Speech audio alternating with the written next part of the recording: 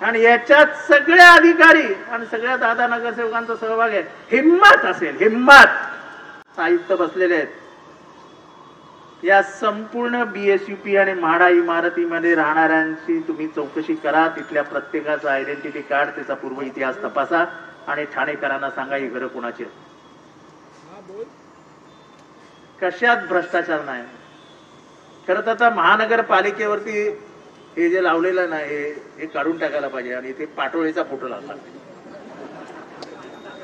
कारण का पाटोळे हा तुमचा चेहरा आहे. पाटोळे हा तुमचा चेहरा आहे.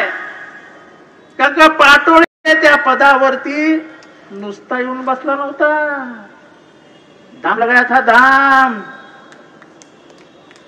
और जो दाम लगाया था उसकी वसूली कर रहा था. कोई गलत काम नहीं कर रहा था. त्याच्या खिशातनं गेले होते ना. पण पाटोळे त्या पदावरती बसायला योग्य होता का हे आयुक्तांनी जाहीर करावं.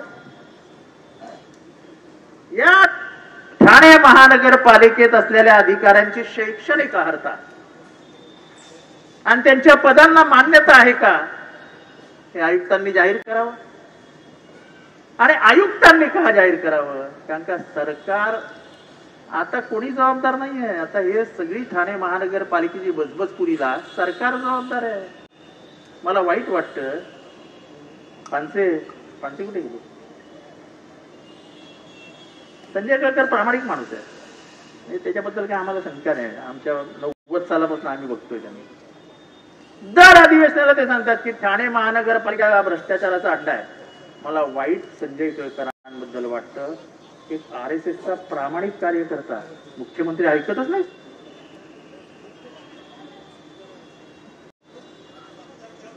अहो सरकार तुमचं ना.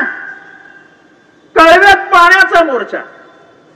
अरे तुम्ही जाऊन मुख्यमंत्र्यांकडे बसून सांगायला पाहिजे 10 MLD पाणी वाढवून द्या. आणि मुख्यमंत्र्यांनी ऑर्डर करायला पाहिजे दिली ऑर्डर द्या, वाढवलं पाणी. अरे तुम्ही कसले मोर्चे काढता. सत्तेत बसून कसले मोर्चे काढता. कारण का वाटा ठरलेला आहे. मुख्यमंत्र्यांनी ठाण्यात लक्ष घालायचं नाही. ठाणं हे दे दिया है, तुम संभालो, हम उसमें देखेंगे भी नहीं. पोलीस अधिकाऱ्यांच्या बदल्या हम देखेंगे नाही. आयुक्तांच्या बदल्या हम देखेंगे नाही. मी आव्हान देतो, जाहीर आव्हान. इथले बसलेल्या प्रत्येक अधिकाऱ्याची शैक्षणिक अर्हता, त्याला मिळालेलं प्रमोशन हे योग्य आहे का हे महानगरपालिकेच्या आयुक्तांनी शपथपत्रावर द्यावं. मी त्यांचा इथे येऊन जाहीर सत्कार केला. त्याने चोर बसवले, चोर. आज आम्ही सगळ्यांनी मिळून एक चांगलं काम केलं आणि ते आयुक्तांच्या मनात होतं. मी वारंवार जे बोलत होतो, बोरसे नावाचा अधिकारी भ्रष्ट आहे हे स्वतः आयुक्त कबूल करतील.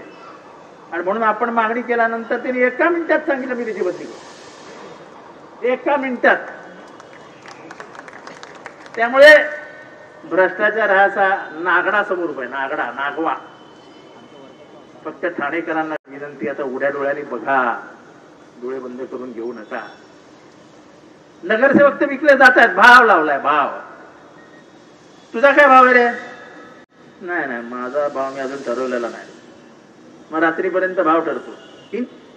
सकाळी 4 कोटी घरी पोचतात. नगरसेवक काल रात्री माझ्या घरी बसलेला असतो, दुसऱ्या दिवशी सकाळी दुसऱ्याच्या घरी जाऊन बसतो.